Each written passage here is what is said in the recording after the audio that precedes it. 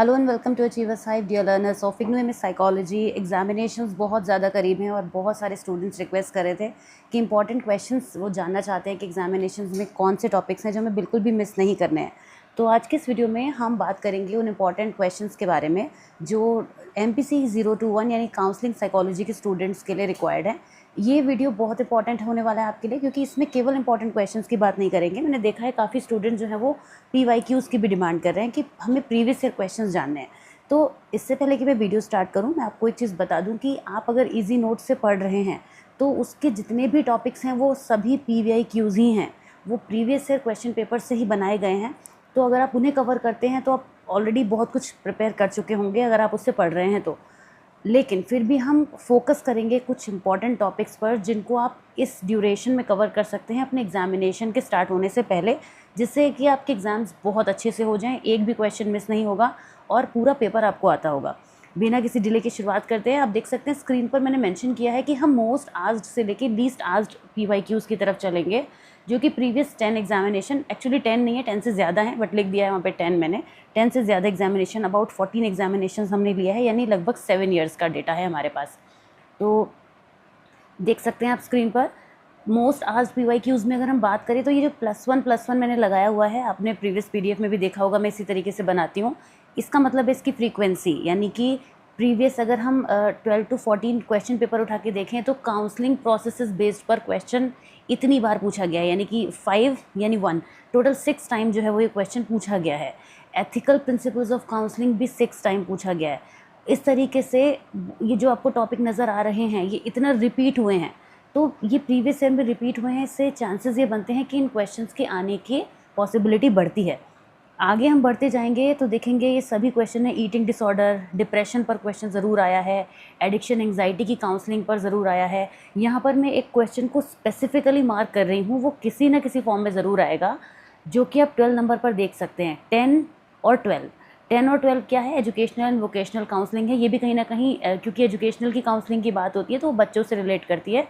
इसी तरीके से 12 नंबर पर जो टॉपिक है वो भी चाइल्ड से रिलेटेड है, यानी कुछ ना कुछ क्वेश्चन यहाँ पे चाइल्ड काउंसलिंग का बन सकता है। वो चाइल्ड अब्यूज़ के लिए हो सकती है काउंसलिंग, स्ट्रीट चिल्ड्रन की हो सकती है, पर ज़रूरी नहीं है कि यही रहे, मगर वो चाइल्ड से जुड़कर क्वेश्चन बनेगा। वल्नरेबल चाइल्ड क्या होता है, चाइल्ड किसी भी तरीके से फॉर्म में बनाया जा सकता है क्वेश्चन को, तो आपको इस क्वेश्चन के लिए रेडी रहना है। ट्रांजैक्शनल एनालिसिस बहुत पूछा जाता है, अगेन ये भी पूछा गया है। और सिस्टमेटिक डिसेंसिटाइजेशन और ईगो डिफेंस मैकेनिज्म, ये जो 2 टॉपिक आपको नज़र आ रहे हैं, ये क्वेश्चन तीनों सेक्शन में आए हैं। कभी यही क्वेश्चन 10 मार्कर का बन गया है, कभी यही 6 मार्कर का बन गया और कभी 3 मार्कर का बन गया है। तो आपको 10 मार्कर के हिसाब से प्रिपरेशन करनी है, खासतौर से ईगो डिफेंस मैकेनिज्म की, जिससे कि अगर ये क्वेश्चन आ जाए तो आप तीनों में लिख पाएँ। ईगो डिफेंस मैकेनिज्म पर एक मैंने शॉर्ट वीडियो की सीरीज़ भी बनाई हुई है, आप जाके चेक कर सकते हैं प्लेलिस्ट में। सिस्टमेटिक डिसेंसिटाइजेशन लॉन्ग में तो नहीं पूछा गया है, लेकिन B सेक्शन और C सेक्शन में बहुत पूछा गया है। अब आते हैं लीस्ट आस्क्ड PYQs की तरफ। आप ये देखेंगे ये टॉपिक इस पूरे फेज़ में पूछे गए हैं, तो अगर आप ऊपर के 18 क्वेश्चन अच्छे से तैयार कर लेते हैं तो उसके बाद इन और टॉपिक्स को भी आप देख कर जाइए। हो सकता है ये रिपीट हो जाए, क्योंकि +1 लगा है, मतलब मिनिमम 2 बार तो ये पूछे ही गए हैं, है ना। प्रीवियस 12 to 14 क्वेश्चन पेपर में 2 बार ये क्वेश्चन पूछे गए हैं, तो पॉसिबिलिटी है कि कभी ये रिपीट हो जाए, तो इन्हें आपको बिल्कुल मिस नहीं करना है। यहाँ पर हमारे जो इम्पॉर्टेंट एक बात और है वो ख़त्म नहीं होती है। आप देखेंगे ये जो PDF है, एक तो ये PDF आप रिसीव कर सकेंगे हमारे टेलीग्राम ग्रुप से, वहाँ मैं शेयर कर दूँगी, और उसके बाद आप अपने फ्रेंड्स के साथ शेयर कर सकते हैं उनको हेल्प करने के लिए।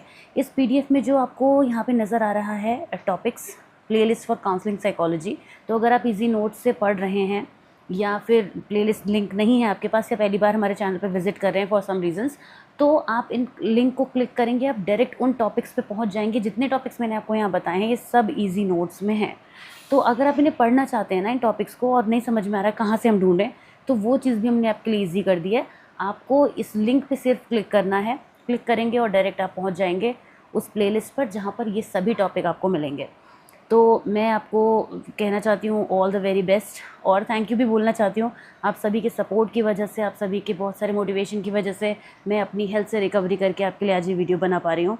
और अच्छा करके आइएगा, पेपर एग्ज़ाम बहुत अच्छा होगा, कुछ ऐसा डिफ़िकल्ट नहीं होता है, और काउंसलिंग साइकोलॉजी में चीज़ें काफ़ी ईजी होती हैं, और आप बहुत अच्छा करेंगे। Wishing you all the very best, take care, bye bye.